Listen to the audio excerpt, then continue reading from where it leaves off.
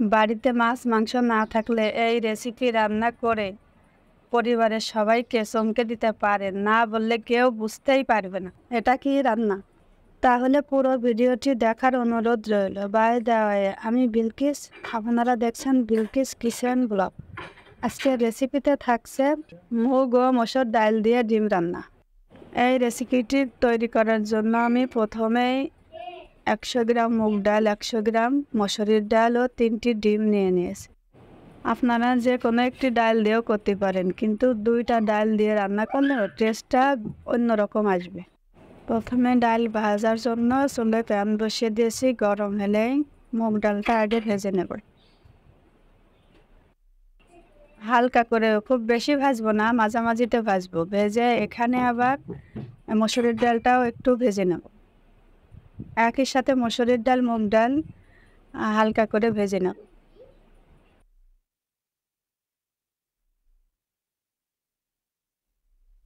এখন আমার ডাল ভাজাটা হয়ে গেছে, একটি পাত্রে উঠায় এক সাইডে রেখে দেব।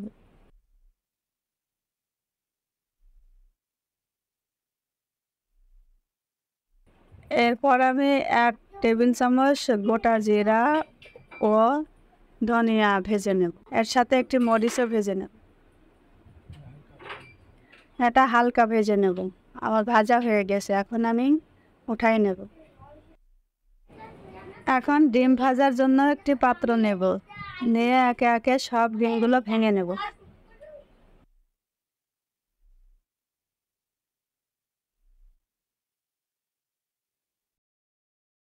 স্বাদ অনুযায়ী লবণ, অল্প একটু হলুদ দিয়ে ভালো করে ফেটিয়ে নেব। ভালো করে ফেটিয়ে নিতে হবে। ডিম ভাজার জন্য চুলোয় প্যান দিয়ে তেল দিয়ে দিয়েছি গরম হওয়ার জন্য। তেলটা আমার গরম হয়ে গেছে, এখন ডিমটা দিয়ে দেব। চুলার জাল মিডিয়াম আছে রেখে আমি ডিমটা ভেজে নেব। ডিমটা আমি ঘুরিয়ে ঘুরিয়ে ভেজে নেব, যাতে সব জায়গায় ঠিক মতো ভাজা হয়। এখন ডিমটা আমি উল্টিয়ে দেব। একইভাবে এই পাশটাও ভেজে নেব।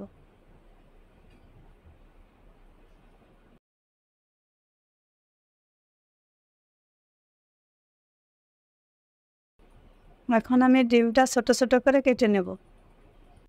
এখন ডিম ভাজি হয়ে গেছে, আমি উঠাই নেব।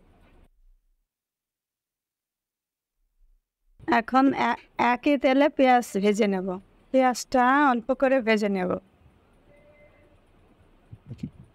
এখন আমি 1 চামচ আদা, 1 চামচ রসুন দিয়ে দেব। দিয়ে আদা রসুন একটু ভেজে নেব। ডালি বেশি মশলা লাগে না, সাদা মাটা করে রান্না করলে বেশি মজা হবে। স্বাদ অনুযায়ী লবণ, 1 চামচ হলুদ, 1 চামচ মরিচের গুঁড়া, অল্প একটু পানি দিয়ে আমি ভালো করে কষিয়ে নেব। এর জন্য আমি 2 মিনিট ঢেকে দেব।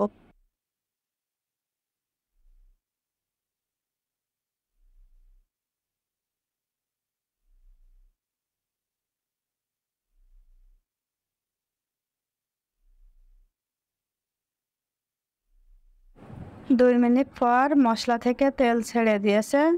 এখন একটু নাড়াচাড়া করে ডাল দিয়ে দেব।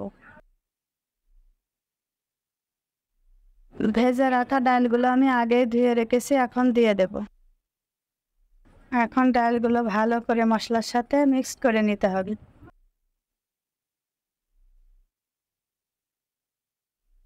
জলের পানি আপনি পরিমাণ মতো দিয়ে দেবেন। আমি এই বাটির 2 বাটি পানি দিয়েছি। এখন 10 মিনিটের জন্য ঢেকে দেব। 10 মিনিট পর দেখেন ডাল 80% সেদ্ধ হয়ে গেছে। এখন আমি ডিমগুলো দিয়ে দেব।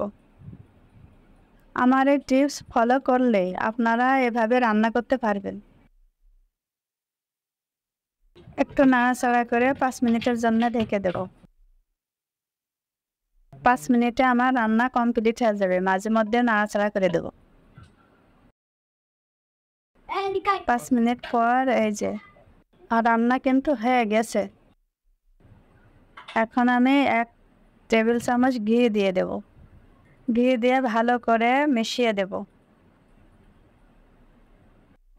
আগের ভেজে রাখা মশলাগুলো গুঁড়া করে রেখেছি, এখন সেগুলো দিয়ে দেব।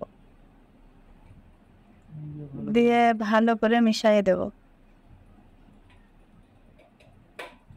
এই যে আমার রান্নাটা হয়ে গেছে, দেখতেই পাচ্ছেন কত সুন্দর হয়েছে। এটা কিন্তু আপনি ভাত দিয়ে, পরোটা দিয়ে, রুটি দিয়ে, যে কোনোটা দিয়ে খেতে পারেন।